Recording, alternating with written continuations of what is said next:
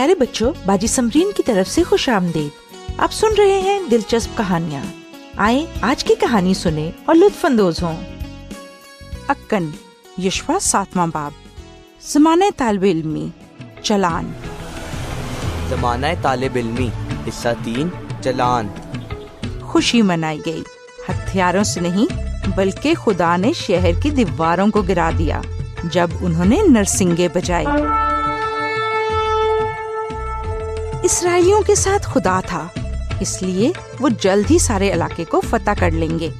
جیتنے والوں نے خوشی منائی، لیکن ایک آدمی خاموشی سے اپنے خیمے میں چھپا بیٹھا تھا، بالکل ایسے جیسے کوئی ٹریفک کے قوانین توڑنے والا جانتے بوجھتے ہوئے خدا کی علامت چوری نہ کرو کی خلاف ورزی کر رہا ہو۔ خوف نہ کر، یہ شہر تیرا ہے، لیکن تو میرے حکموں کو مان۔ لوٹے ہوئے مال میں سے کوئی اپنے لیے کچھ نہیں لے پائے گا۔ خدا ہمیشہ جب کوئی حکم دیتا ہے تو اسے پورا کرواتا ہے، لیکن اکن نے اس بات کو زیادہ سنجیدگی سے نہ لیا۔ یہ مجھے یرو کے مال میں کیا نظر آ رہا ہے؟ بابل کی ایک نفیس چادر، سونا اور چاندی۔ میں یہ ایسے نہیں چھوڑ کر جا سکتا۔ مجھے کوئی نہیں دیکھ رہا، میں یہ اٹھا لیتا ہوں۔ کسی بھی ریڈار نے اس کی اس حرکت کو نہ دیکھا، لیکن خدا کے ویڈیو کیمرے نے یہ سارا کچھ دیکھ لیا۔ خدا کی آنکھ اکن کو دیکھ رہی تھی، حتیٰ کہ جب اس نے اپنے خیمے میں سارا خزانہ چھپایا۔ اور اب اگلا شہر فتح کیا جانا تھا۔ جاسوس اچھی خبر لے کر آئے۔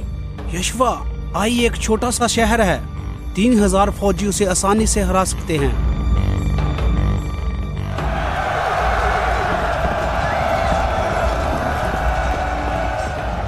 لیکن وہ خود ہار کر واپس لوٹے، اور جب وہ شہر سے دور بھاگ رہے تھے تو ان کے 36 لوگ بھی مر گئے۔